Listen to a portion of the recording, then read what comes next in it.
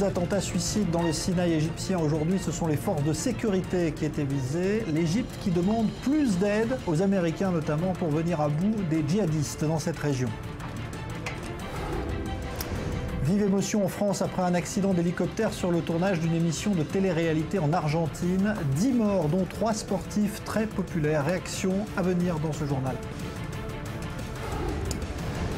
L'armée irakienne est arrivée ce soir aux abords de la ville de Tikrit, tenue par l'État islamique. C'est le premier objectif de reconquête du territoire irakien aux mains de l'EI.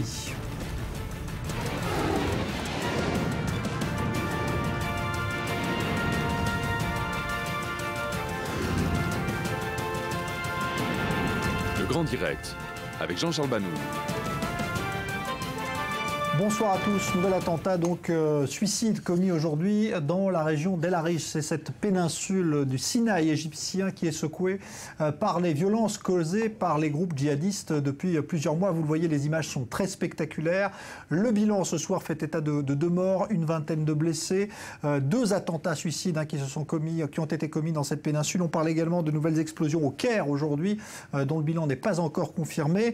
Le président égyptien qui demande plus d'aide internationale, notamment auprès des Américains, pour venir à bout de ces djihadistes. On verra également quelles peuvent être les conséquences avec le Hamas à Gaza, dont on sait qu'il est également dans le collimateur des autorités égyptiennes. Nous allons parler de tout cela dans cette première demi-heure avec vous, Olivier Rafovitch. Bonsoir, colonel de réserve dans l'armée israélienne. Et puis Patrick Béthane, bonsoir. Vous êtes expert dans la lutte contre le terrorisme et on parlera donc de ces groupes djihadistes qui sévissent dans le Sinaï et qui ont fait allégeance à l'État islamique.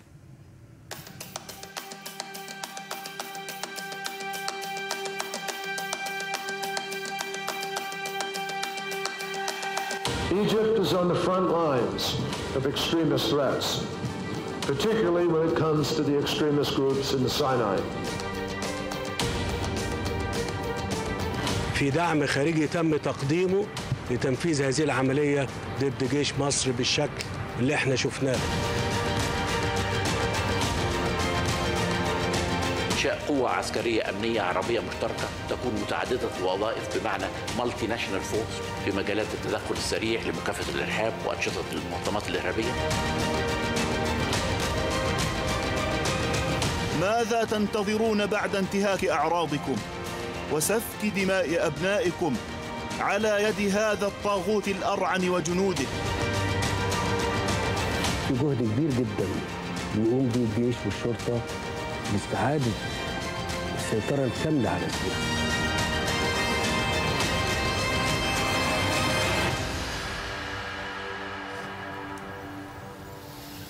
Alors avant de parler de cette frontière sud d'Israël, on va s'intéresser tout d'abord à la frontière nord-est avec ce qui vient de se passer il y a quelques instants. Une patrouille de l'armée israélienne qui a été prise pour cible sur le plateau nord du Golan. Tir de sniper venant visiblement du côté syrien, de ce côté syrien où justement c'est le contrôle de l'armée régulière d'Assad et du Hezbollah qui est signalé. C'est ce que nous indique Maxime Pérez, notre spécialiste militaire. Un officier de Tsahal qui se trouvait dans cette Jeep blindée a été légèrement blessé. Pas de tir de représailles pour l'instant de l'armée israélienne signalé. Cela peut intervenir d'un instant à l'autre. Olivier Rafovitch, c'est une situation, un scénario qui se répète régulièrement depuis plusieurs mois. Qui se répète, qui est très inquiétant. Il y a toujours une tension aux frontières, une présence israélienne en alerte. Face au Hezbollah, face aux milices islamistes, également face aux forces de Assad qui jouent ici un double jeu. Dans le sud également, ce qui se passe, tout cela en fait nous remet dans une situation où la situation aux frontières d'Israël est une situation extrêmement sensible, avec des dangers d'évolution, voire de dégradation importante. Et donc aujourd'hui encore, c'est un événement, on va dire un micro-événement, grave, très grave d'ailleurs, mais il faut savoir s'il est local ou s'il a une autre envergure. En tout cas, encore une fois, nous ne sommes pas ici au Benelux, nous ne sommes pas ici dans un pays de paix, nous sommes ici dans une situation extrêmement sensible avec des ennemis aux frontières d'Israël. Patrick Béthane. C'est un micro-événement qui aurait pu être un macro-événement s'il y avait eu des soldats israéliens tués. Il est clair que la Hezbollah essaye toujours de trouver la faille Dieu préserve, ils la trouveront à un certain moment. Et comme vous le dites, on est sur le qui-vive, dans le nord, dans le sud, à Gaza, et évidemment même à la frontière égyptienne. D'ailleurs, je veux également, si vous permettez, vous dire qu'à la veille d'élections en Israël, c'est pas du tout une surprise qu'il y ait des tentatives d'embrasement pour quelque part faire entrer le problème palestinien, le problème du Hezbollah, le problème du Hamas dans la course aux élections aux urnes en Israël. Et à chaque fois qu'il y a des élections, il y a vraiment une volonté des ennemis d'Israël, des Arabes aux frontières d'Israël et même dans les territoires, de vouloir créer un événement qui soit un événement qui s'implique dans cette campagne électorale, qui aujourd'hui pour l'instant est relativement déconnecté de la situation militaire et sécuritaire, ce qui fait que d'ailleurs le débat est surtout axé sur le social et sur l'économie, mais cette situation du Nord et du Sud, comme nous allons en parler, nous rappelle que nous sommes dans un pays face à un conflit et face à des ennemis qui veulent frapper Israël. Alors il y a quand même eu, puisque vous parlez effectivement de cette période électorale, cette arrestation préventive de la part de l'autorité palestinienne d'une 50aine de membres du Hamas au cours des derniers jours en Cisjordanie, par crainte d'attentats. C'est une mesure de précaution, on peut dire, à votre avis, Patrick Bentan? Oui. C'est assez étonnant, parce qu'on pense qu'il y a un conflit entre les Palestiniens et entre Israël.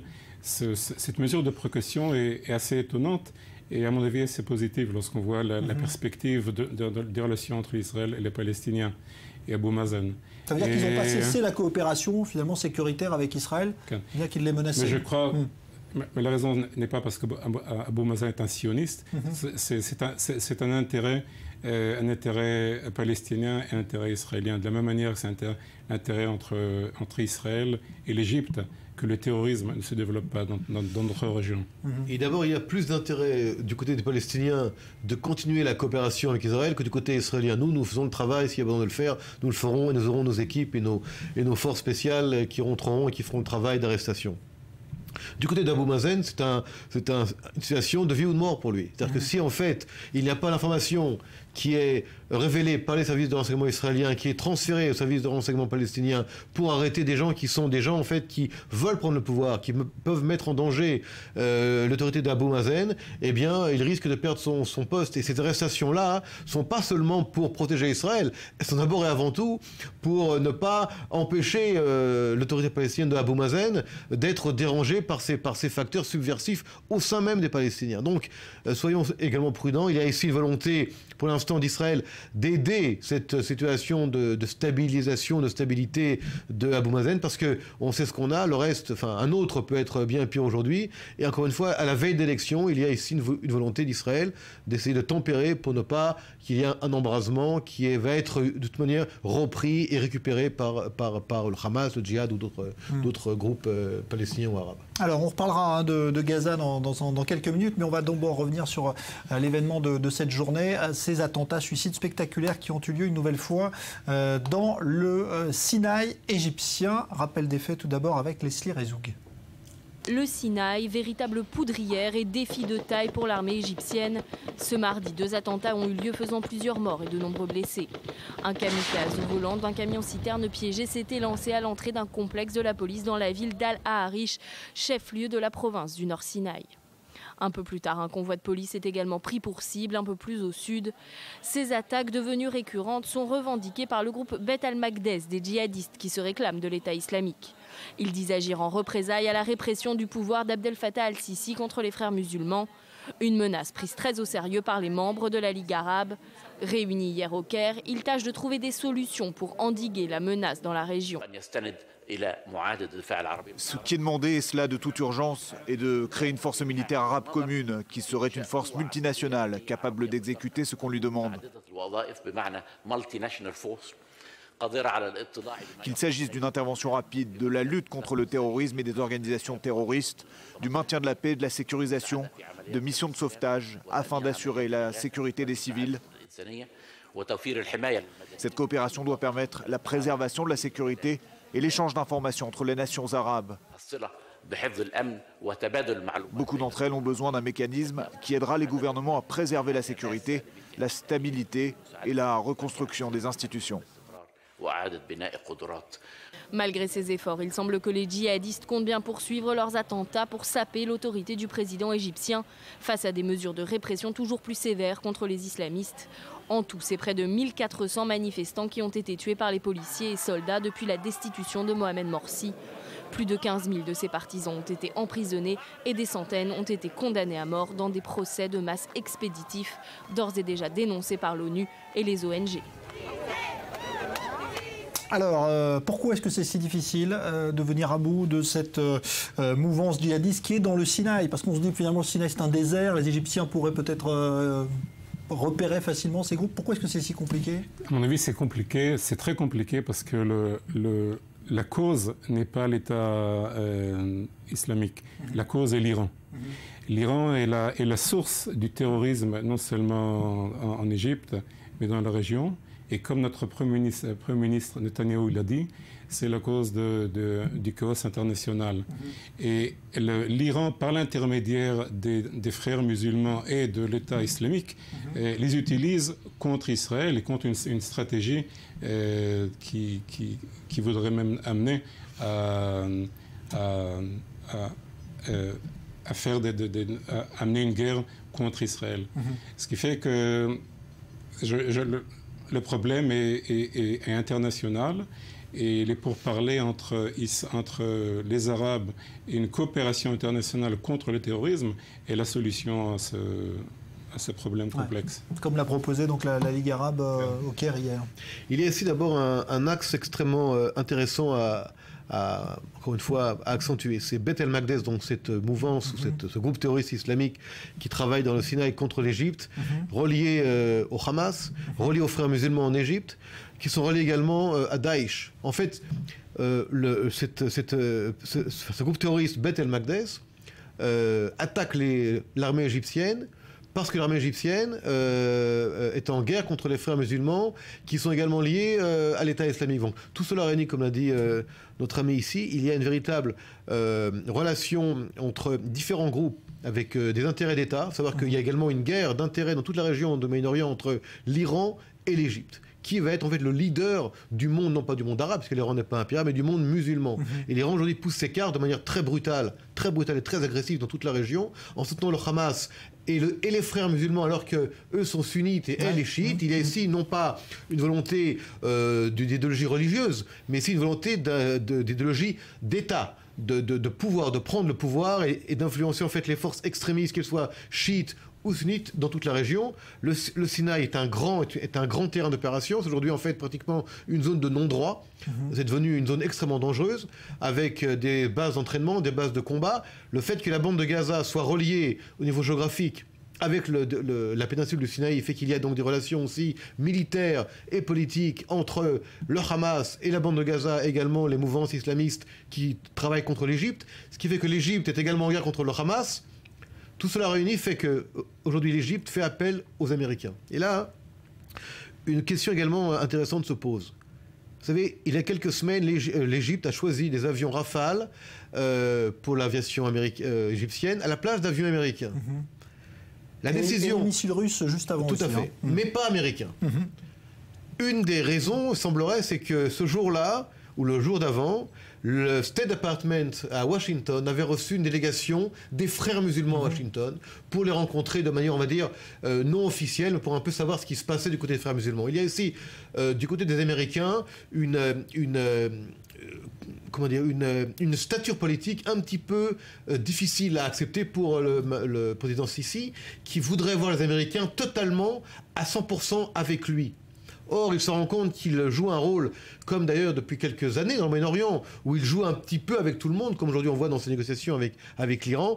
Et donc, aujourd'hui, l'Égypte dit il nous faut de l'aide américaine, il nous faut de l'aide militaire américaine. Il n'y a pas encore de réponse américaine à cette demande égyptienne, mais c'est la première fois depuis déjà quelques mois que le maréchal Sisi, donc le président de l'Égypte, fait appel de nouveau aux Américains au niveau militaire pour se battre contre le terrorisme islamiste dans la région. Quelle sera la réponse de Washington? Elle est très intéressante. Mais encore une fois, je voudrais rebondir sur ce qu'a dit notre ami. Il y a ici une relation directe avec l'Iran. L'Iran actuellement négocie avec l'Amérique sur le nucléaire.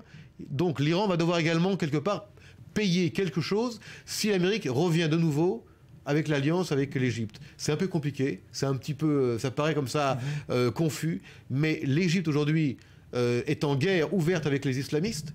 Les Américains doivent reprendre une position claire vis-à-vis de l'Égypte. Ils ont eu du mal à quitter Morsi, ils ont eu la facilité de quitter Moubarak, ils ne savent pas comment s'adresser à Sisi. Par rapport au Hamas, ils sont également assez ambigus. L'Amérique aujourd'hui joue un rôle dans cette ambiguïté, peut-être également de déstabilisateur. Et je crois qu'au Moyen-Orient, à un moment donné, il faut prendre des positions claires par rapport aux menaces qui sont là et qui sont extrêmement dangereuses.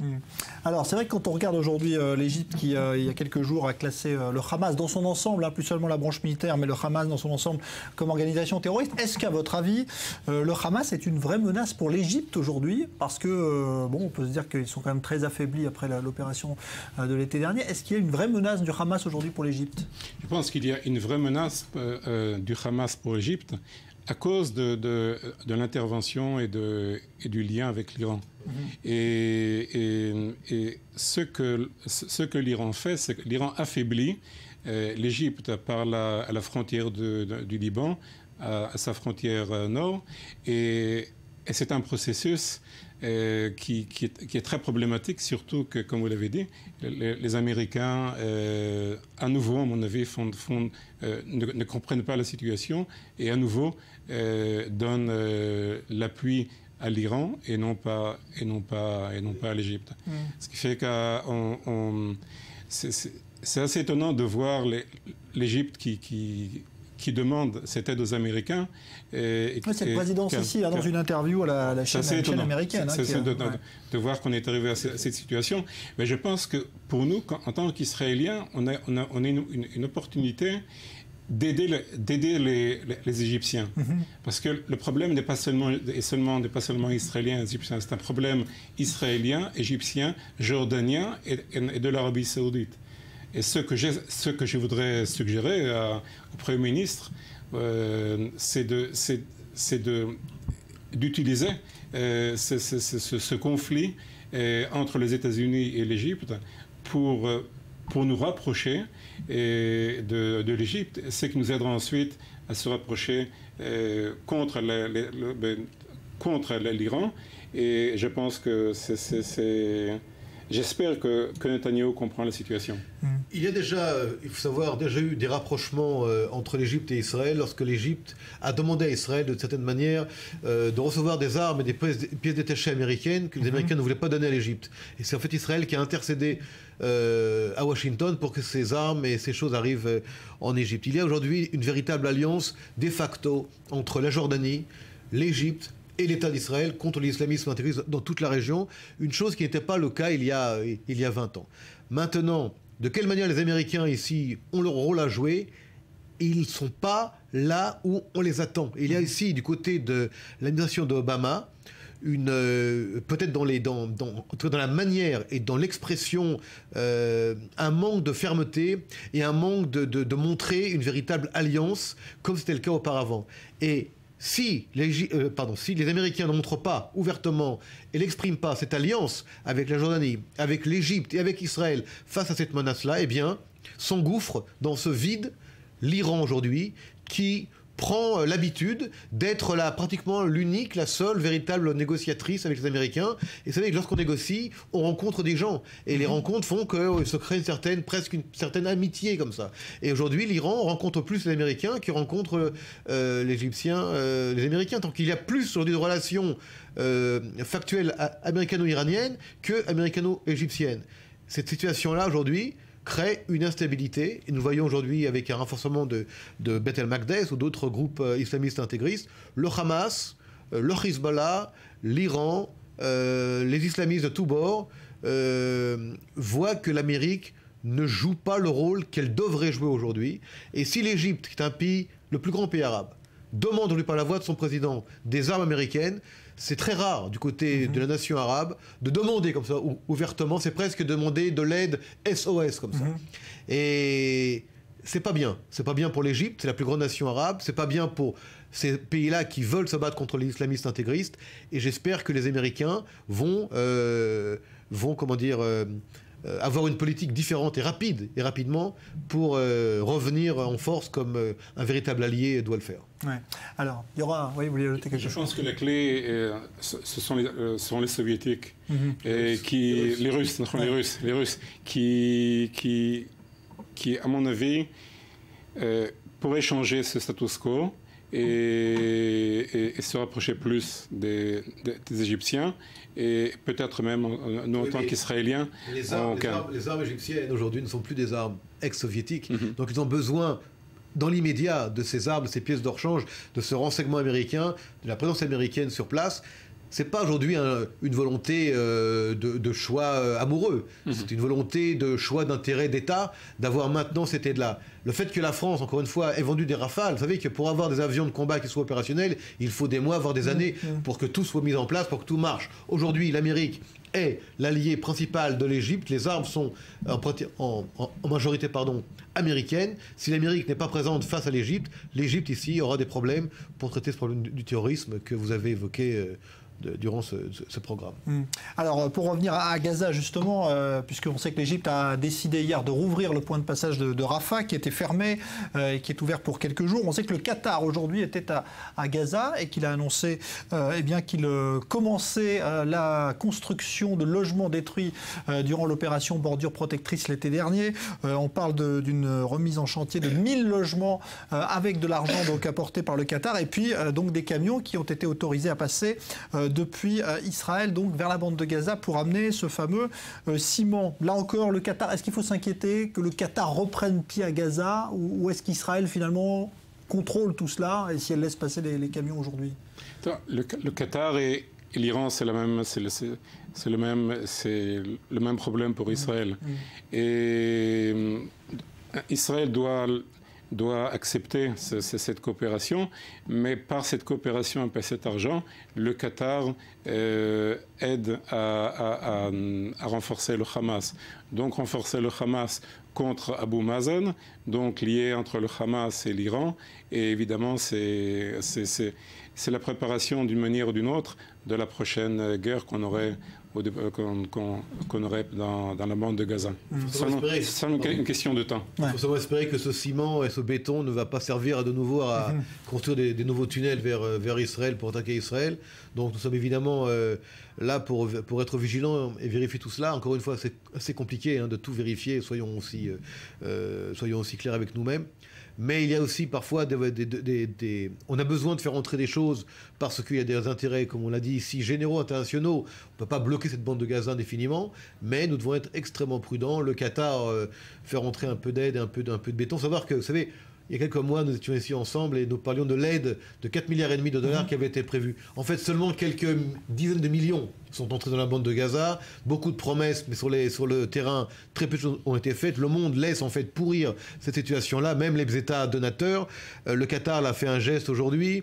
Israël reste en fait le seul responsable, l'unique responsable de cette bande de Gaza, qui est véritablement un souci et militaire et sécuritaire, mais également humain et politique pour Israël. Et quelque part, en ne donnant pas cette aide, eh bien, c'est Israël qui doit donner l'eau, l'électricité, le médical, pour que les 800 000 Gazaouis continuent à vivre une vie normale, malgré un régime dictatorial, islamiste intégriste, qui n'a absolument qui s'en fout carrément de cette population palestinienne. Lui, ce qui l'intéresse, c'est de s'enrichir. On a vu la richesse des chefs du Hamas, qu'ils soient à Gaza ou à l'extérieur. Et donc, ce problème reste un problème israélien. Et quand le monde nous demande d'ouvrir l'aide internationale et de faire qu'il faut aider les Palestiniens de Gaza, le premier qui aide les Palestiniens de Gaza, c'est Israël. Les premiers qui s'enrichissent grâce aux Palestiniens, ce sont les chefs du Hamas et du djihad islamique, et j'espère que le monde continuera pas, en tout cas au moins un jour, ouvrira les yeux pour voir cette vérité que nous connaissons malheureusement depuis des années, mais qui est encore mal connue ou ne veut pas être connue par le monde en tout cas. Alors je voudrais qu'on écoute justement les réactions et les commentaires de Palestiniens, de Gaza par exemple, mais aussi de Ramallah sur ces élections israéliennes. On parlait tout à l'heure de ces opérations préventives qui ont été menées par l'autorité palestinienne, arrestation de membres du Hamas par crainte d'attentats en cette période électorale en Israël. Eh bien, qu'attendent justement les Palestiniens à Gaza et à Ramallah de ces élections en Israël? Écoutez. Au lieu de se cacher dans les abris, la nation israélienne devrait dire assez de la guerre. Leurs dirigeants et nous pouvons vivre en paix. La nation juive doit le dire. Elle devrait le dire à Netanyahou et aux autres candidats qu'elle veut la paix.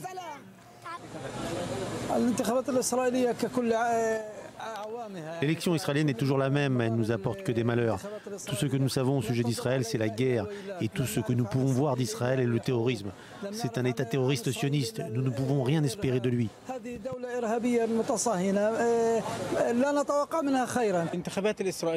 L'élection israélienne apportera un changement. Ce sera de pire en pire et quiconque travaille contre la cause palestinienne obtiendra plus de voix et plus de soutien pendant les prochaines élections. Nous nous y attendions, il y a des partis qui pourraient aider, travailler pour la paix. Malheureusement, ce que Netanyahou a dit, c'est qu'il ne travaillera jamais pour deux États palestiniens et israéliens, ce qui a frustré les Palestiniens et les résidents de Jérusalem.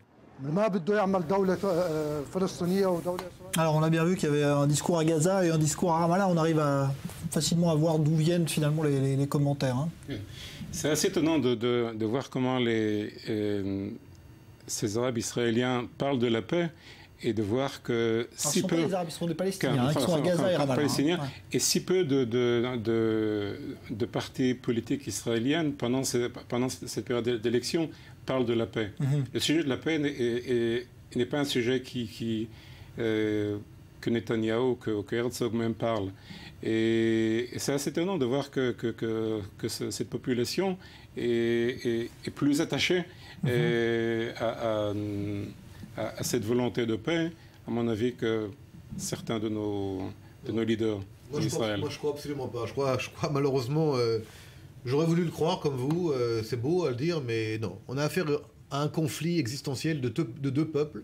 Un peuple qui est revenu de très loin de ses cendres pour reconstruire un État, l'État d'Israël, l'État juif, avec des gens qui auraient pu être des voisins et même des gens à côté de nous. Or, ces gens-là, jusqu'à aujourd'hui, veulent la destruction de l'État d'Israël. Il y en a qui sont prêts à des compromis, mais la majorité ne veulent pas l'État d'Israël. Aujourd'hui, vous savez qu'aujourd'hui, le porte-parole du parti arabe israélien a dit que Daesh, donc l'État islamique, s'inspirait dans les décapitations et dans le viol des sionistes. Donc si c'est le discours des Arabes israéliens, malheureusement c'est le discours également des Palestiniens de Ramallah et de Gaza. Donc pour l'instant, il n'y a pas la paix, pour l'instant nous sommes là, et nous allons continuer à être bien là et à nous battre contre nos ennemis. Merci Olivier Rafovitch, merci Patrick Béthane. Suite dans un instant du Grand Direct, restez avec nous.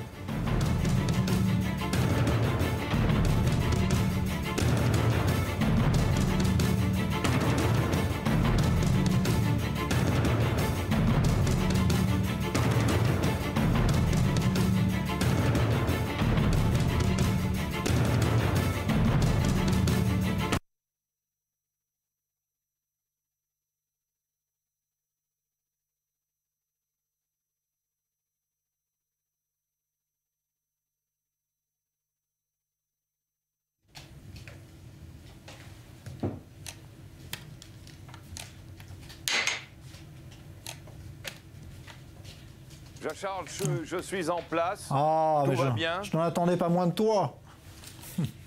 Oui, je t'entends parfaitement. Moi aussi, Jean-Claude. Ça me fait plaisir de t'entendre, d'ailleurs. Très bien. Bon, bah, tu verras, on va dialoguer comme d'habitude. Hein. Ouais. Il faut que je m'habitue au retour du son qui est désynchronisé de quelques secondes. Oui, il y a un petit décalage. C'est normal parce qu'on est loin. Mais t'inquiète, ça va... Je t'interromprai pas. Quelle élégance, quelle élégance. Toujours le même. Merci. Toujours pareil. C'est magnifique, tu ne changes pas. Ah. Moi, t'as vu, je suis un peu plus... Je ne change pas de tenue, oui.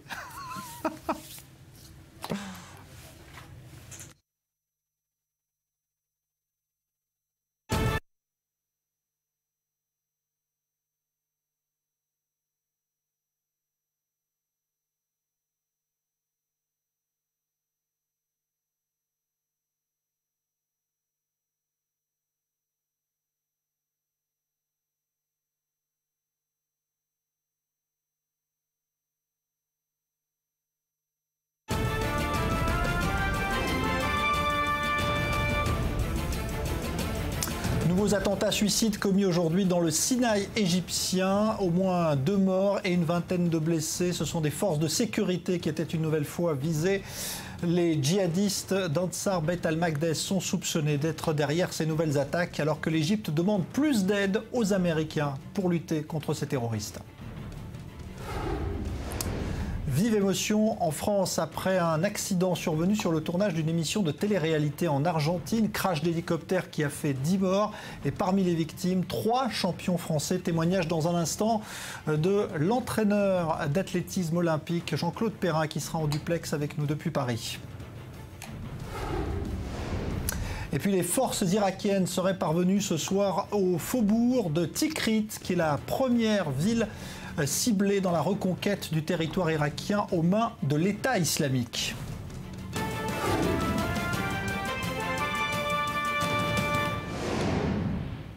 Pour commencer donc cette tragédie qui endeuille la France et suscite une vive émotion dans le monde sportif. Accident d'hélicoptère survenu la nuit dernière sur le tournage d'une émission de télé-réalité en Argentine.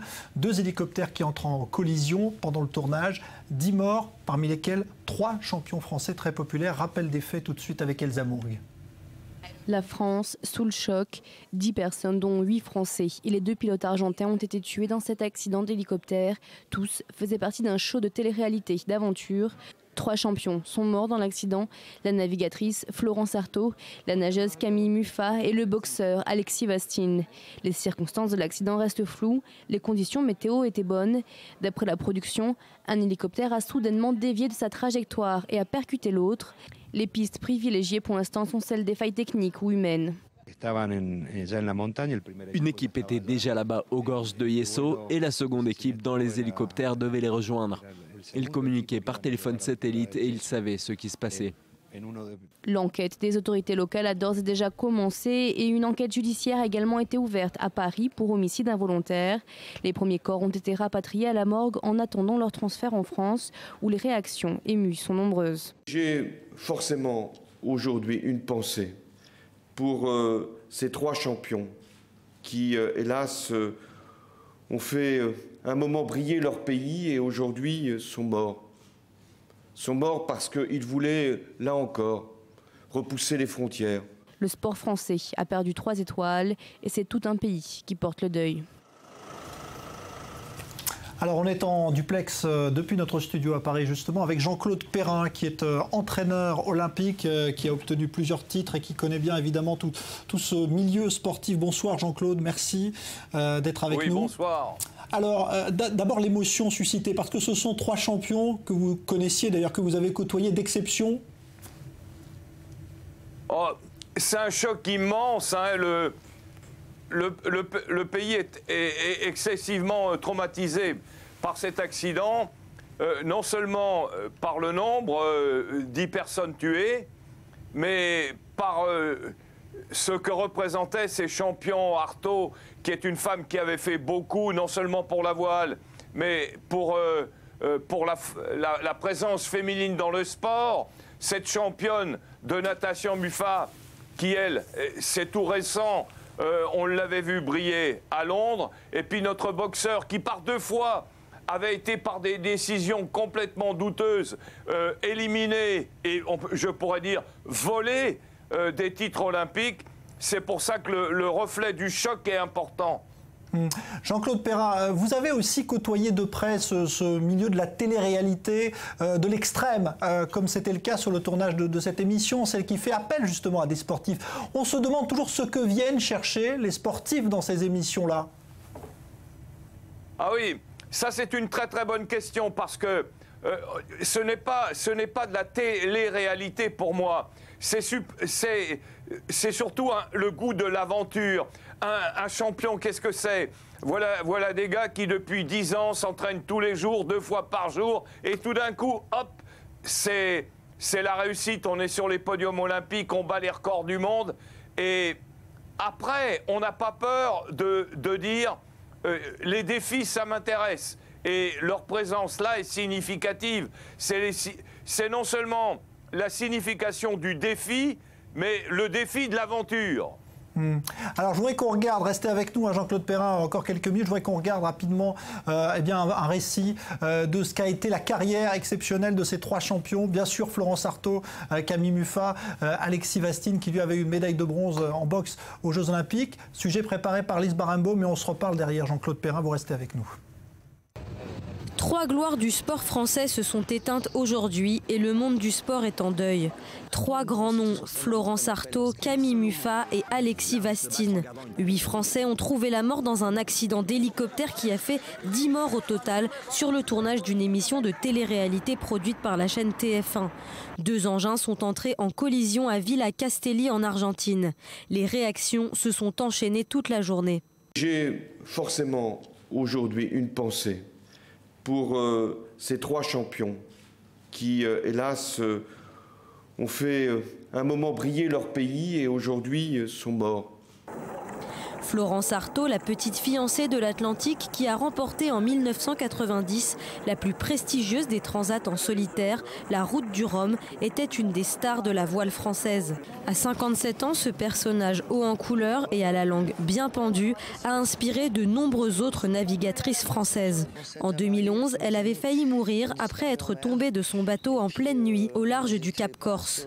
Le boxeur Alexis Vastine, 28 ans, a aussi perdu la vie. Ses plus grands succès, la médaille d'argent au championnat d'Europe amateur à Moscou en 2010 et 4 victoires en championnat du monde militaire entre 2008 et 2014. Ses larmes aux JO de Pékin et de Londres avaient ému la France. Éliminée par 2 fois pour des décisions d'arbitrage controversées, malgré ces 2 déconvenues olympiques, rien n'avait entamé son rêve de monter sur le podium suprême. Il se préparait déjà pour les JO de Rio 2016. Camille Muffat, championne olympique de natation de 25 ans, est aussi décédée cette nuit. Une athlète discrète qui a marqué l'histoire de la natation française avec son triomphe à Londres en 2012. L'or en 400 mètres libres, l'argent sur 200 mètres libres et le bronze sur le relais 4 x 200 mètres libres. Repérée en 2005, elle a alors 15 ans et bat la star incontestée des Bleus, Laure Manodou. En juin 2014, elle crée la stupéfaction en annonçant sa retraite sportive à l'âge de 24 ans. Fatiguée du quotidien de sportifs de haut niveau. Quelques jours avant la tragédie, la jeune femme partageait encore des photos du tournage de l'émission.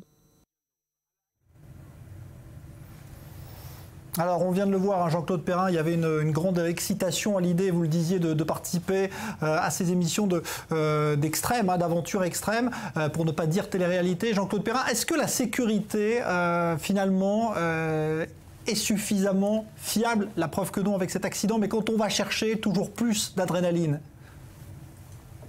Écoutez, j'ai eu la chance de participer avec Adventure International, c'est-à-dire les gens qui produisaient cette émission. Nous avions fait avec Thierry Ray et puis Raymond Dumenech une émission de très très bonne qualité, justement avec eux.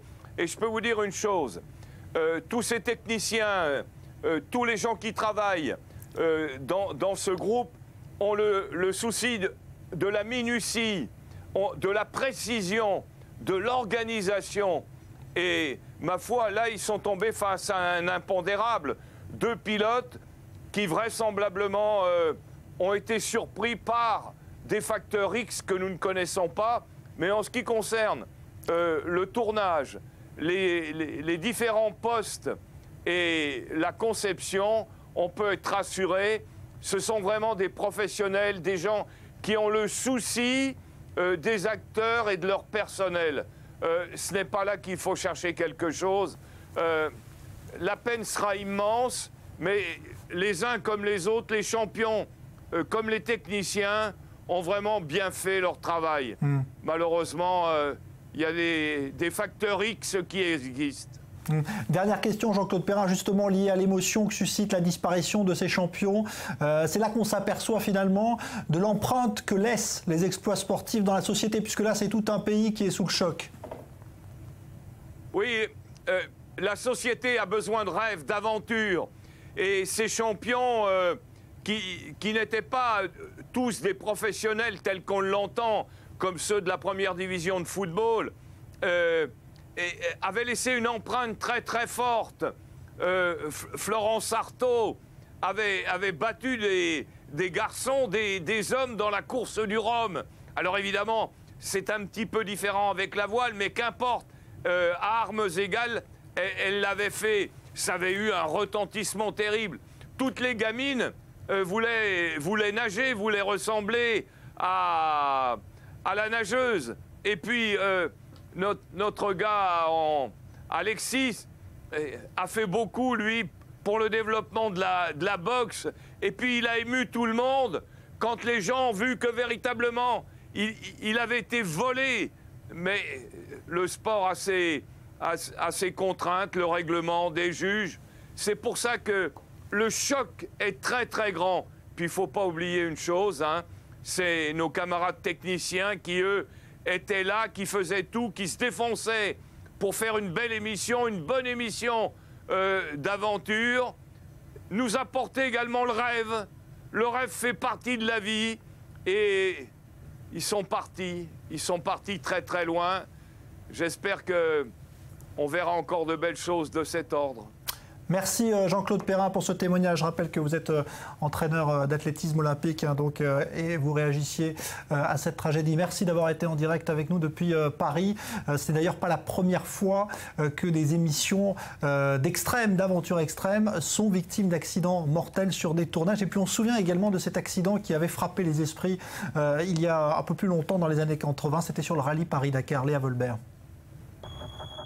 Niamey 1986. 5 personnes meurent dans un crash d'hélicoptère en marge de la 8e édition du Paris-Dakar. Parmi elles, le chanteur Daniel Balavoine, l'organisateur du rallye Thierry Sabine, le pilote et 2 journalistes. Un accident qui fait tristement écho à la tragédie qui a frappé la France ce mardi. La collision de 2 hélicoptères en Argentine, 10 personnes tuées. Les 2 pilotes, des journalistes et 3 sportifs français venus en Argentine pour participer à une émission de télé-réalité. Dropped. Le concept est simple et a déjà fait ses preuves. 2 équipes lâchées au beau milieu d'une île déserte. Avant Dropped, l'émission Koh-Lanta, mais aussi Survivor ou Expédition Robinson, diffusée en Suède. Des programmes qui, depuis une quinzaine d'années, font rapidement et facilement monter les parts d'audience. Des programmes qui ont pourtant connu leur lot de drames. La santé physique des candidats est souvent mise à rude épreuve. Il y a à peine un an, la 13e saison de Koh-Lanta a été interrompue après la mort d'un des candidats victime d'une crise cardiaque. Quelques mois plus tard, le médecin du programme se suicidait. En 2009, dans la version bulgare de Survivor, un candidat meurt lui aussi d'une crise cardiaque. La même année et dans la même émission, la version pakistanaise, cette fois, un homme de 32 ans se noie devant les caméras et sous les yeux de ses concurrents en plein tournage d'une épreuve de natation. Des épreuves physiques, mais aussi et surtout psychologiques. Depuis 2005, pas moins de 9 candidats à des émissions de télé-réalité se sont suicidés après avoir été éliminés du jeu. Je vous le disais en titre, l'armée irakienne se rapproche ce soir très près de la ville de Tikrit. Cette ville irakienne qui est tenue par l'État islamique serait d'ailleurs en ce moment le théâtre de très violents combats, signe de l'avancée de l'armée irakienne et de ses alliés chiites qui accompagnent cette offensive. Maxime Pérez. Après 8 jours d'offensive, l'armée irakienne combat désormais au cœur des faubourgs de Tikrit. Ces dernières heures, elle a pris le contrôle de la localité stratégique d'Al-Alam, resserrant un peu plus l'étau autour de l'État islamique. Regroupant près de 30 000 hommes, les forces pro-gouvernementales irakiennes s'apprêtent à engager leurs troupes dans une vaste opération de guérilla, déterminée à chasser les djihadistes maison après maison. Conscient que la défaite est proche, Daesh tente de ralentir la progression de l'armée irakienne. Un pont reliant la rive est et ouest de Tikrit a été détruit à l'aide d'un camion piégé. Il doit permettre aux djihadistes d'avoir plus de temps pour entamer leur retraite de la ville qu'ils occupent depuis l'été dernier. Pour l'armée irakienne, la conquête de Tikrit n'est qu'une première étape vers Mossoul, la plus grande ville du nord de l'Irak, toujours aux mains de l'organisation Daesh. Résolue à défendre la ville à majorité sunnite jusqu'au bout, elle y a acheminé des renforts, s'exposant du coup à une autre offensive, lancée cette fois par les forces kurdes dans la région de Kirkouk. Avec l'aide de miliciens chiites, les forces irakiennes progressent également sur un autre front, Fallujah, dans la province d'Al-Anbar, autre fief de l'État islamique. Ce mardi, les djihadistes ont été chassés de la ville d'Al-Gharma. Jamais ils n'ont paru aussi proches de la déroute. Discours aujourd'hui du roi de Jordanie, Abdallah, devant le Parlement européen. 2 phrases fortes à retenir. Tout d'abord, l'afflux de djihadistes venus d'Europe serait, pour le souverain hachémite, la conséquence du non-règlement du conflit israélo-palestinien. Et puis, il ajoute que l'État islamique est pour lui un problème qui doit être réglé par les musulmans entre eux. On l'écoute. Aujourd'hui, nous menons une guerre similaire, une guerre contre une idéologie expansionniste qui se nourrit de la haine. Ils assassinent le nom de Dieu et de la religion pour justifier des actions mauvaises qu'aucune religion ne tolère. Il faut une guerre contre les terroristes qui ne respectent ni les valeurs de l'islam, ni celles de l'humanité. C'est peut-être une conséquence directe du discours de Netanyahou il y a une semaine au Congrès. Mais l'on assiste en tout cas depuis quelques jours à un véritable bras de fer entre les républicains du Congrès et la Maison-Blanche à propos de l'accord qui pourrait être conclu sur le nucléaire iranien. Téhéran vient aussi mettre son grain de sel dans cette dispute. Leslie Rezoug. Du jamais vu qui sape l'autorité du président Obama. C'est l'expression du vice-président américain Joe Biden après la publication d'une lettre ouverte de 47 parlementaires aux dirigeants iraniens. Il s'élève contre la possibilité d'un accord avec la République islamique iranienne sur le nucléaire. Une position à l'encontre des efforts diplomatiques du président Obama, mais fondée légalement, selon les parlementaires. Le Congrès a le pouvoir de revenir sur les décisions du président qui ne représentent qu'une décision exécutive. En 2007, après le 2e mandat de l'actuel président, son successeur pourrait donc annuler tout accord non approuvé par le Congrès. Mais la bataille juridique ne fait que commencer, car ce mardi, le ministre iranien des Affaires étrangères a répliqué, affirmant que le Congrès ne pouvait pas aller contre une décision internationale. C'est un stratagème de propagande sans aucune valeur juridique. Cela montre l'inquiétude de ce petit groupe d'individus. Il n'y a pas encore d'accord et ils s'inquiètent déjà de son contenu. En tout cas, cette propagande a commencé avec le discours de Netanyahou au Congrès et c'est aussi un autre stratagème de propagande. Il est regrettable que ce groupe soit contre la possibilité de parvenir à un accord. Bien sûr, nous insistons sur le fait qu'il devra respecter les droits de notre peuple et nous sommes sûrs qu'il y a des moyens de parvenir à ce résultat. Un résultat toujours largement souhaité par Barack Obama, qui n'a pas hésité à tacler le courrier des républicains aux dirigeants iraniens. Il est assez ironique que certains parlementaires du Congrès fassent front commun avec les partisans iraniens d'une ligne dure. C'est une alliance inhabituelle à ce stade. Nous allons voir si nous pouvons parvenir à un accord et si c'est le cas, nous pourrons le défendre devant les Américains. Je suis confiant.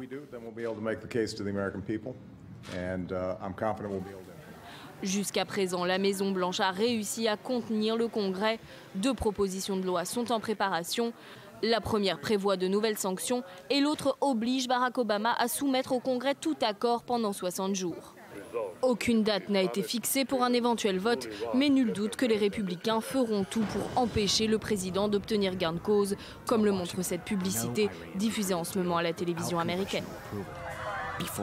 La situation en Ukraine à présent, alors que le cessez-le-feu semble toujours globalement respecté, l'armée ukrainienne a affirmé aujourd'hui en avoir terminé avec le retrait des armes lourdes en application de l'accord signé à Minsk. Elsa Mourgue.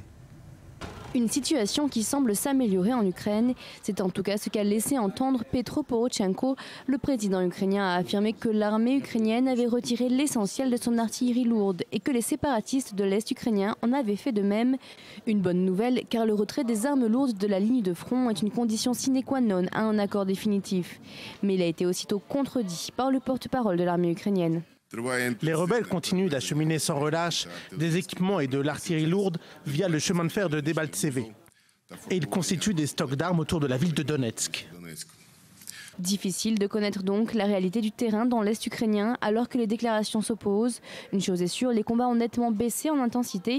Mais côté diplomatique, l'heure est toujours au pessimisme. Le chemin que nous avons pris et que nous suivons est probablement la première étape pour apaiser la situation. Mais nous savons tous que nous sommes très loin d'une solution. Le bourbier ukrainien semble s'enliser de plus en plus alors que plus de 5500 personnes ont été tuées en près d'un an. On passe tout de suite à l'économie.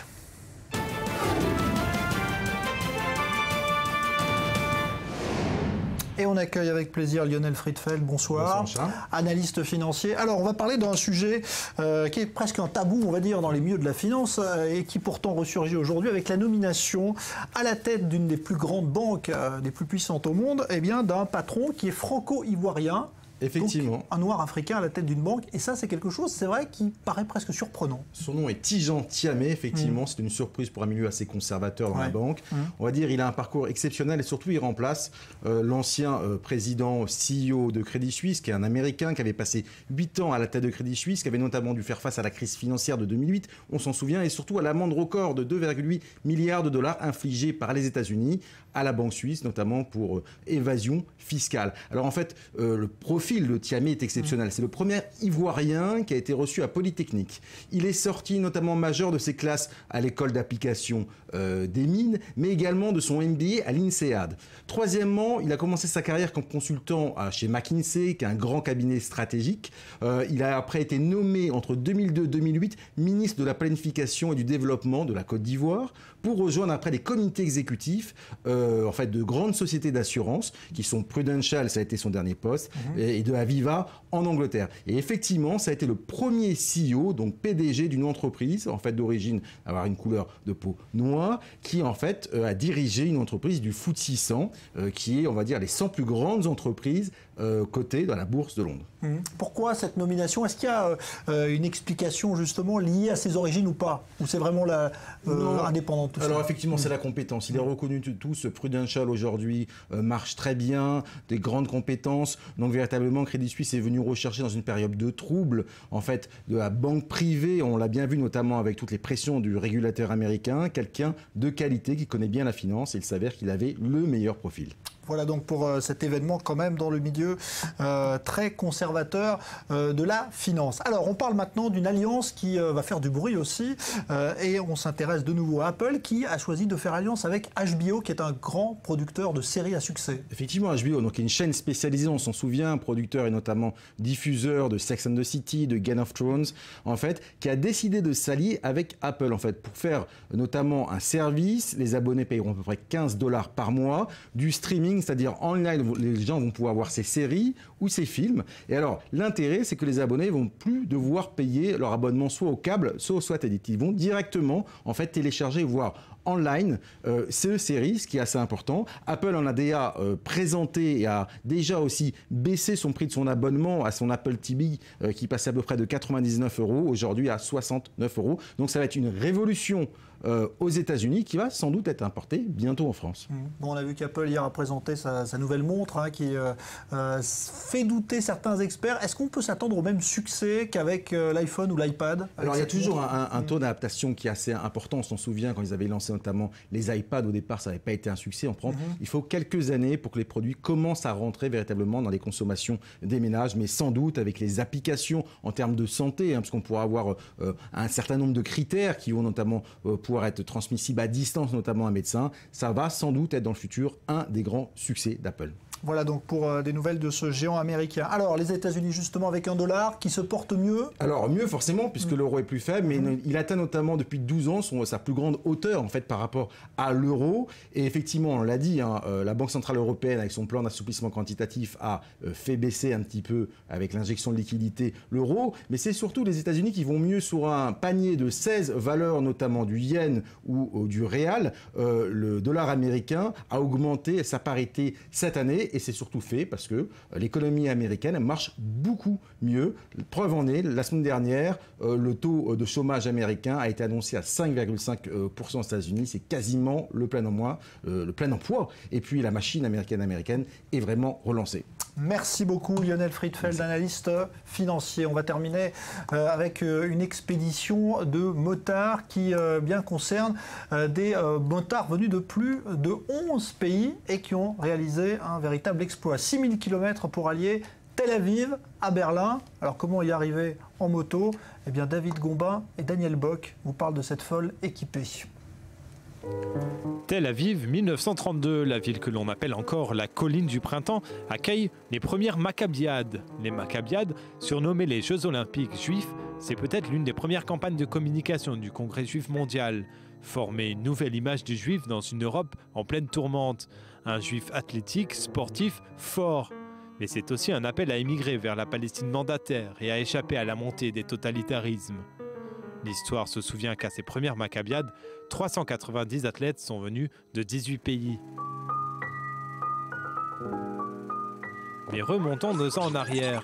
Les préparatifs pour y arriver sont énormes. Pour recruter les sportifs, une expédition se forme. De Tel Aviv à Berlin, 11 fondus de la moto parcourent plus de 6000 km afin d'écumer les communautés juives d'Europe et les rallier.